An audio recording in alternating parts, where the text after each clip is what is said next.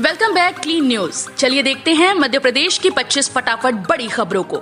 इससे पहले आप एमपी के किस जिले से न्यूज को देख रहे हैं हमें कमेंट बॉक्स में जरूर बताइए। साथ ही डेली अपडेट रहने के लिए चैनल को सब्सक्राइब कर बेल आइकन को दबाना बिल्कुल न भूलें। आज का लाइक एम 3000 है, उम्मीद करते हैं कि आप इसे पूरा करेंगे। मध्य प्रदेश को मिलेगी अब तक की सबसे सस्ती बिजली, ये है बड़ा कारण। मध्य प्रदेश के लिए राहत भरी खबर है। मध्य प्रदेश को अब तक की सबसे सस्ती सोलर बिजली मिलेगी। दरअसल नवीन और नवकरणीय ऊर्जा विभाग के द्वारा आज आगर के 550 मेगावाट सोलर पावर प्लांट की 2 यूनिट्स के लिए रिवर्स बिड 2.73 रुपए प्रति यूनिट के बेस टैरिफ से प्रारंभ हुई।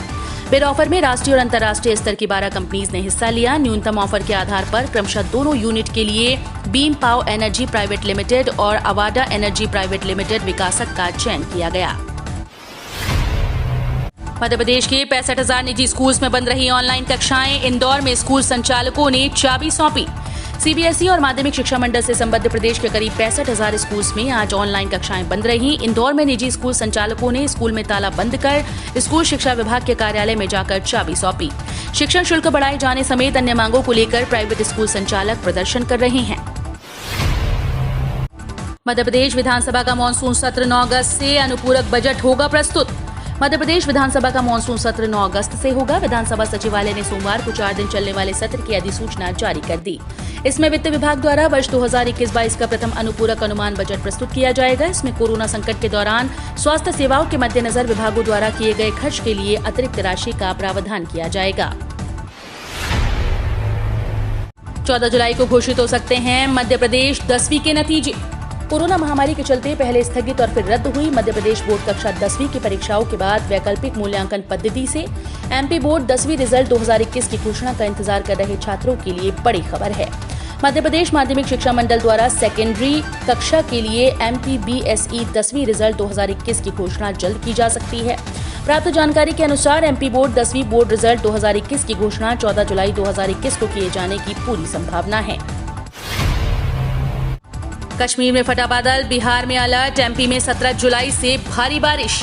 देश में मानसून के दोबारा एक्टिव होते ही कई राज्यों में बारिश शुरू हो गई। कश्मीर के गादरम्बल में बादल फटने से बाढ़ जैसे हालात बन गए तो कई दुकानें, सड़कें क्षतिग्रस्त हो गईं। हिमाचल में भारी बारिश से नेशनल हाईवे ब्लॉक हो गया।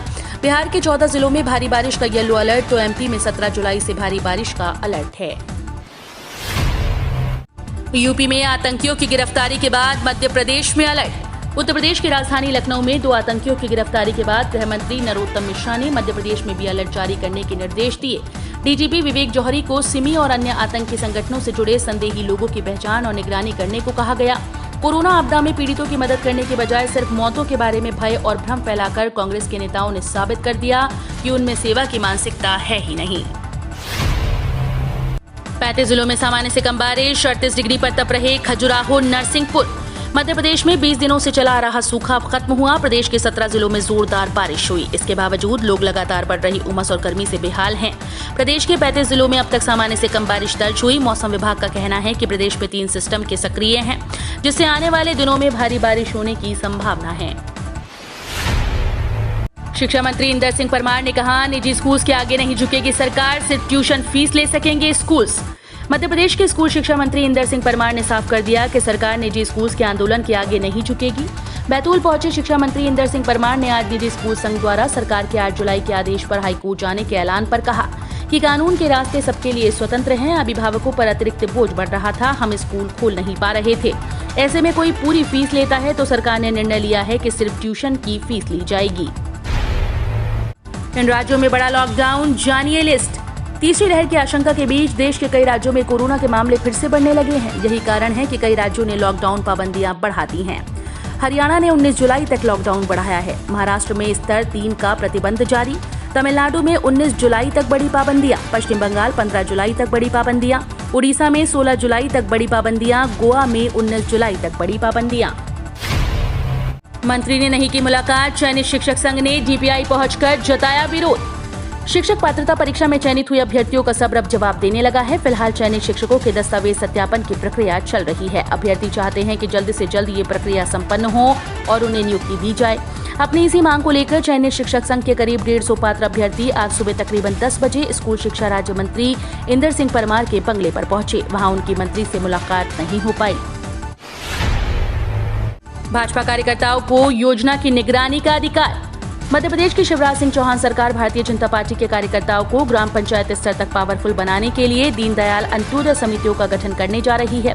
समिति के सदस्यों को सरकारी योजनाओं की निगरानी करने का अधिकार होगा। व्यवहारिक तौर पर कहें तो समिति के सदस्य अपने क्षेत्र में सरकारी योजनाओं के क्रियान्वयन में शामिल किए जाएंगे। ऐसा होने से अपने क्षेत्र में उनका दबदबा बढ़ेगा। आकाशीय बिजली गिरने से 60 से ज्यादा की मौत। पीएम मोदी ने जताया दुख। 2-2 लाख रुपए के मुआवजे का ऐलान। राजस्थान, मध्य प्रदेश और उत्तर प्रदेश के कुछ इलाकों में आकाशीय बिजली गिरने से 60 से ज्यादा लोगों की मौत हो गई। प्रधानमंत्री नरेंद्र मोदी ने आकाशीय बिजली गिरने से हुई मौतों पर दुख जताया और मृतकों के परिजनों के प्रति संवेदना प्रकट की। साथ ही उन्होंने मृतकों के परिजनों को 2-2 लाख व घायलों को 50-50 हजार देने का ऐलान किया। प्रधानमंत्री कार्यालय की ओर से जारी एक ट्वीट के मुताबिक मोदी ने कहा कि राजस्थान के कुछ इलाकों में आकाशीय बिजली गिरने से कई लोगों को अपनी जान गंवानी पड़ी है। इससे अत्यंत दुख हुआ। मैं मृतकों के परिजनों के प्रति अपनी गहरी संवेदना व्यक्त करता हूँ। सिंधिया जी, ग्वालियर चंबल ही नहीं, भोपाल को भी है नई फ्लाइट्स की दरकार। नागरिक उड्डयन मंत्री बनते ही ज्योतिरादित्य सिंधिया ने प्रदेश को 8 नई उड़ानों की सौगात दी, लेकिन भोपाल को एक भी नई उड़ान नहीं मिली। राजधानी के हवाई यात्रियों को सिंधिया से कई उम्मीदें हैं। कोलकाता, लखनऊ, गोवा, रायपुर और जयपुर तक सीधी उड़ान की सबसे अधिक जरूरत है। उड़ानों की कम संख्या के कारण 135 करोड़ रुपए की लागत से बने एकीकृत टर्मिनल भवन का समुचित उपयोग नहीं हो पा रहा। केंद्रीय कर्मचारियों का डीए बढ़कर हो जाएगा 37%। सितंबर से 30,000 रुपए तक बढ़ेगी सैलरी। केंद्रीय कर्मचारियों के लिए इस बार का दिवाली और दशहरा काफी शानदार रहने वाला है, क्योंकि उनके खाते में डीए डीआर की मोटी रकम आने वाली है। एक रिपोर्ट के मुताबिक डीए डीआर में बढ़ोतरी 1 जुलाई से लागू मानी जाएगी और इसका भुगतान दशहरे के पहले कर दिया जाएगा। नवी किस्त आने से पहले पीएम किसान योजना में हुए बड़े बदलाव। पीएम किसान योजना की शुरुआत में केवल उन किसानों को पात्र माना गया जिनके पास कृषि योग्य खेती 2 हेक्टेयर या 5 एकड़ थी, लेकिन अब मोदी सरकार ने ये बाध्यता खत्म कर दी ताकि इसका लाभ 14.5 करोड़ किसानों को मिल सके। कमलनाथ को अराजकता में होती है आनंद की अनुभूति। बीजेपी पूर्व सीएम ने हड़ताल को लेकर कही थी ये बात। प्रदेश में हुई विभिन्न हड़तालों को लेकर विपक्ष ने सरकार पर निशाना साधा। पूर्व सीएम कमलनाथ ने सोमवार को एक ट्वीट कर प्रदेश में हो रही हड़तालों के लिए राज्य सरकार के तानाशाही रवैये को जिम्मेदार ठहराया। वहीं बीजेपी ने कमलनाथ के आरोपों पर पलटवार करते हुए पूर्व सीएम को ही घेर लिया। बता दें कि कमलनाथ ने ट्वीट में लिखा कि मध्य प्रदेश में पटवारी आज भू अभिलेख छोड़कर बाकी सभी कार्यों का बहिष्कार कर रहे हैं। मांगे नहीं माने जाने पर वो हड़ताल पर चले जाएंगे। जूडा, आशाकर्मी, नर्सेज, निजी स्कूल्स के बाद ये 5वीं हड़ताल की तैयारी है। शिवराज सरकार की तानाशाही से ये हड़तालें पैदा हो रही हैं। पीएम मोदी की अपील, प्रेरणादायी शख्सियतों को करें पद्म पुरस्कार के लिए नॉमिनेट। पीएम मोदी ने देश के लोगों से कहा कि वे पद्म पुरस्कारों के लिए प्रेरणादायी लोगों के नामों का सुझाव दें। पीएम ने ट्वीट किया कि भारत में कई ऐसे प्रतिभाशाली लोग हैं जो जमीनी स्तर पर असाधारण काम कर रहे हैं। क्या आप ऐसे प्रेरक लोगों को जानते हैं? आप उन्हें #पीपल्स पद्मा के लिए नामांकित कर सकते हैं। फसल बीमा 24 जुलाई तक करना होगा ये काम, वरना झेलना पड़ेगा नुकसान। पीएम फसल बीमा योजना के लिए अब किसानों के पास सिर्फ 15 दिन बचे हैं। 24 जुलाई तक इस स्कीम में शामिल हो सकते हैं। केसीसी धारक इसमें शामिल नहीं होना चाहते तो उन्हें बैंक को लिखित सूचना देनी होगी। ऐसा नहीं करने पर बैंक केसीसी लोन से फसल बीमा का प्रीमियम काट लेगा। सरकार ने सभी बैंक अधिकारियों से कहा है कि जिस भी फसल का प्रीमियम का पैसा बैंक अकाउंट से सीधे काटा जा रहा है, उसकी जानकारी किसान को होनी चाहिए। एनपीएस ग्राहकों को बड़ी राहत, प्री मैच्योरिटी एग्जिट के नियमों को बनाया आसान। पेंशन फंड रेगुलेटर की ओर से नेशनल पेंशन सिस्टम लाइट में निवेश करने वालों को बड़ी राहत मिली है। मैच्योरिटी से पहले रुपया निकालने के नियमों को आसान कर दिया गया है। Pension fund regulatory development authority ने नेशनल पेंशन सिस्टम लाइट स्वावलंबन के कस्टमर्स के लिए बड़ी राहत की खबर है। पीएफआरडीए की ओर से इस स्कीम से प्री एग्जिट करने के नियमों को काफी आसान कर दिया गया। जानकारी के अनुसार एनपीए लाइट में प्री मैच्योरिटी के नए नियमों को काफी आसान बना दिया है। आत्मनिर्भर मध्य प्रदेश बनाने के लिए रोजगार संवर्धन आवश्यक। मुख्यमंत्री चौहान ने कहा कि बेस्ट कॉर्पोरेशन द्वारा 150 एकड़ जमीन और चाही गई, जिससे वे यहां एक नया प्लांट और डालेंगे। इस मामले में देरी नहीं करते हुए तुरंत कंपनी को जमीन दी जाएगी। बाबा महाकाल की नगरी में अगले माह प्रतिभा सिंटेक्स द्वारा अपने प्लांट का भूमि पूजन किया जाएगा। इसी तरह से विक्रम उद्योगपुरी में कर्नाटका एंटीबायोटिक्स, साई मशीन्स, अमूल और श्रीनिवास सहित अन्य कंपनीज के द्वारा 1017 करोड़ रुपए के निवेश के प्रस्ताव प्राप्त हुए हैं। इंदौर में 6 माह में खुले नए अस्पतालों के स्टाफ और रिकॉर्ड की होगी जांच। कोविड के दौरान इंदौर में कई नए अस्पताल खुल गए, इनमें पर्याप्त स्टाफ है या नहीं, एक चिकित्सक व पैरामेडिकल स्टाफ एक से ज्यादा अस्पतालों में काम तो नहीं कर रहा। इस तरह की खामियों को जांचने के लिए स्वास्थ्य विभाग की टीम जल्द ही मैदान में उतरेगी। स्वास्थ्य विभाग की टीम सबसे पहले हाल ही में खुले हुए नए अस्पतालों में जाकर जांच करेगी। केंद्रीय योजनाओं के लिए विभागों को खोलने होंगे अलग बैंक खाते, बजट में होगा प्रावधान। केंद्र सरकार की योजनाओं के लिए सभी विभागों को अलग बैंक खाते खोलने होंगे। केंद्र सरकार इन खातों में योजनाओं की राशि सीधे जमा कराएगी। राज्य सरकार को भी अपना अंश इन्हीं खाते में जमा करना होगा। राशि खर्च करने के बाद ही अगली किस्त दी जाएगी। इस व्यवस्था को लागू करने के लिए वित्त विभाग ने सभी विभागों को बचत खाता खोलने के निर्देश दिए हैं।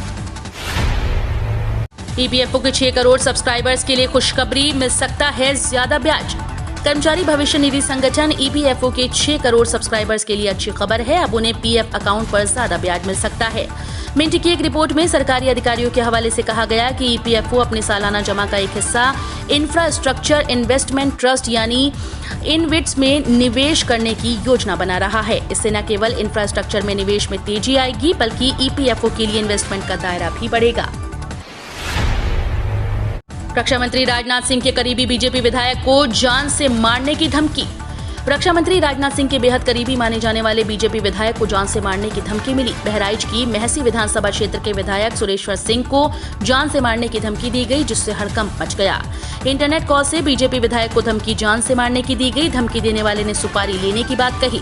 विधायक सुरेश्वर सिंह रक्षा मंत्री राजनाथ सिंह के बेहद करीबी माने जाते हैं। दिल्ली में केंद्रीय मंत्रियों से मिले शिवराज। मध्य प्रदेश के मुख्यमंत्री शिवराज सिंह चौहान ने नई दिल्ली में केंद्रीय कृषि और किसान कल्याण मंत्री नरेंद्र सिंह तोमर से उनके निवास पर मुलाकात की।